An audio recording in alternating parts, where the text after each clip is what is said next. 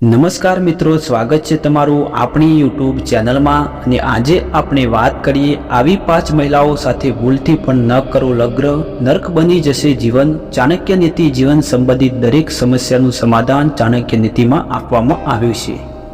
જે વ્યક્તિ ચાણક્ય નીતિઓનું પાલન કરીને કોઈ પણ કાર્ય કરે છે તે ચોક્કસપણે સફળતા થાય છે। આચાર્ય ચાણક્યએ પણ પોતાની નીતિશાસ્ત્રમાં લગ્ન વિશે જણાવ્યું છે। ચાણક્ય કહે છે કે લગ્ન એ આપણા જીવનમાં સૌથી મહત્વપૂર્ણ સંસ્કાર છે। આમાં છોકરા છોકરી સાથે બે પરિવાર વચ્ચેના સંબંધો પણ બંધાય છે। તેથી લગ્ન પહેલા છોકરા કે છોકરી પસંદ કરતી વખતે કેટલીક બાબતોનું ધ્યાન રાખવું જરૂરી છે।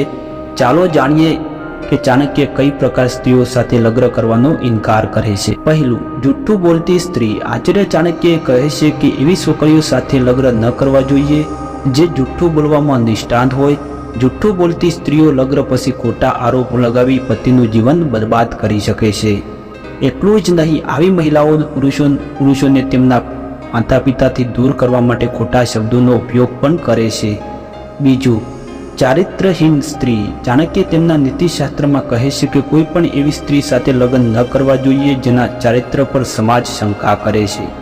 જે સ્ત્રીનું ચારિત્ર બગડ્યું હોય તે લગ્ન પછી પણ અન્ય પુરુષોમાં પ્રેમ શોધે છે। આવી સ્ત્રી એક સાથે અનેક પુરુષોને ક્ષેત્રમાં એક્સપર્ટ હોય છે। ત્રીજું, કઠોર બોલતી સ્ત્રી। ચાણક્ય અનુસાર એવી સ્ત્રીઓ સાથે લગ્ન ન કરવા જોઈએ જે હંમેશા કડવું બોલે છે, કારણ કે લગ્ન પછી આવી સ્ત્રીઓ પોતાના પતિની સાથે તેના આખા પરિવારને પોતાની કડવી વાતોથી પરેશાન કરે છે। આવી સ્ત્રી સાથે લગ્ન કર્યા પછી ઘરમાં હંમેશા મુશ્કેલી રહે છે। ચોથું, ખોટી પારિવારિક પૃષ્ઠભૂમિ। તે ખરાબ લાગે છે, પરંતુ આચાર્ય ચાણક્ય કહે છે કે જો કોઈ પુરુષ કોઈ સ્ત્રી સાથે તેની પારિવારિક પૃષ્ઠભૂમિને ધ્યાનમાં લીધા વિના લગ્ન કરે છે તો તેનું જીવન નર્ક બની જાય છે।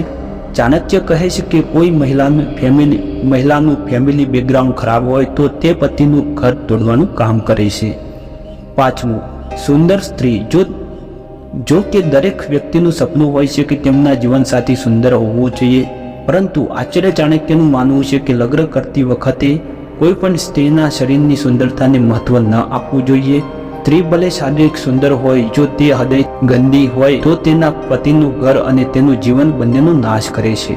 તો મિત્રો, આ હતા આચાર્ય ચાણક્યના 5 ઉપદેશો। તમને કેવા લાગ્યા કોમેન્ટમાં જરૂર બતાવજો, અને આપણી ચેનલ ઉપર નવા હોય તો ચેનલને સબસ્ક્રાઈબ કરી દેજો।